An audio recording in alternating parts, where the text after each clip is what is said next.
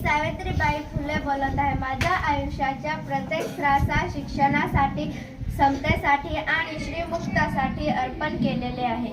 ज्या काळात मुलींना शिक्षण नाकारले जात होते त्या काळात मी आणि माझे पती महात्मा ज्योतिराव फुले यांनी मुलींसाठी पहिली शाळा सुरू केली होती। समाजाने अपमान केला, दगडशेण टाकले, पण माझ्या हातातील पुस्तक कधीच खाली पडू दिला नाही, कारण मला ठाऊक होते की हेच खरे शिक्षण शस्त्र आहे।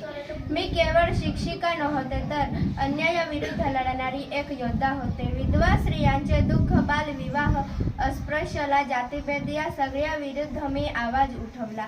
स्त्री ही अबला नाही, तिला संधी दिली तर ती समाज बदलू शकते, यावर माझा ठाम विश्वास होता। म्हणूनच मी स्त्रियांना स्वाभिमानाने उभे राहायला शिकवले। आजच्या पिढीला माझा संदेश आहे, शिका, संघटित व्हा, अन्यायाविरुद्ध संघर्ष करा, शिक्षणाला कधीही कमी लेखू नका। स्त्री पुरुष समानतेशिवाय समाजाची प्रगती शक्य नाही। माझे कार्य हे केवळ तुमच्या कृतीत दिसले पाहिजे, तेव्हाच माझे जीवन सार्थ ठरेल। एवढे बोलून मी माझे 2 शब्द पूर्ण करते। जय हिंद, जय भारत।